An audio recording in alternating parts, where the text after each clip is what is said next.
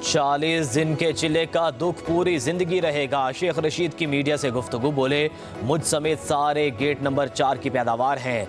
बानी पीटीआई की रिहाई तब होगी जब अल्लाह को मंजूर होगा। बानी पीटीआई को गैर मकबूल करने की कोशिशें कामयाब नहीं होंगी। नून लीग और पीपल्स पार्टी ने खुद अपनी सियासत दफन कर दी। हुक्मरानों की गलत फहमियां दूर हो जाएंगी। ये साल आसानी से नहीं कटेगा।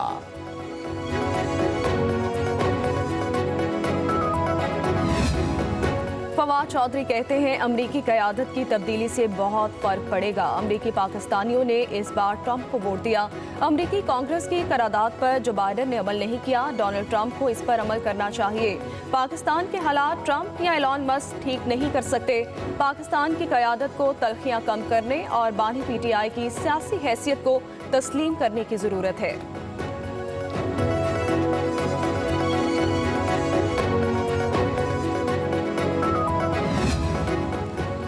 वज़ीर-ए-आज़म शहबाज शरीफ इतवार को 2 रोज़ा दौरे पर सऊदी अरब रवाना होंगे। ज़राए के मुताबिक वज़ीर-ए-आज़म OIC सरबराहान मुमलिकत के हंगामी इजलास में 11 नवंबर को शिरकत करेंगे। इजलास मशरिक़ वस्ता और वस्ती एशिया की सूरत हाल पर बुलाया गया है। वज़ीर-ए-आज़म की मुख्तलिफ ममालिक के सरबराहान मुमलिकत से मुलाकातें भी तय की जा रही हैं। शहबाज शरीफ का दौरा सऊदी अरब मुकम्मल करने के बाद आज़रबाईजान जाने का इम्कान। वज़ीर-ए-आज़म मौसमियाती तब्दीली के हवाले से कोप सरबराहान मुमलिकत इजलास में शिरकत करेंगे।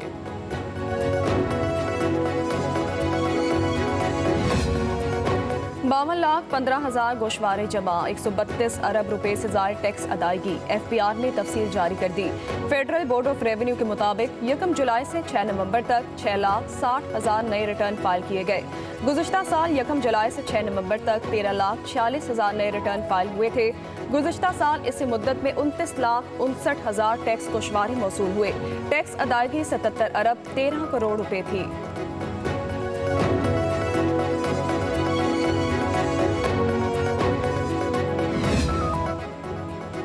मेजर जनरल मोहम्मद शमरेज ने पाकिस्तान रेंजर्स के नए DG का ओहदा संभाल लिया। रेंजर्स हेडक्वार्टर्स के कराची में कमान की तब्दीली की तकरीब।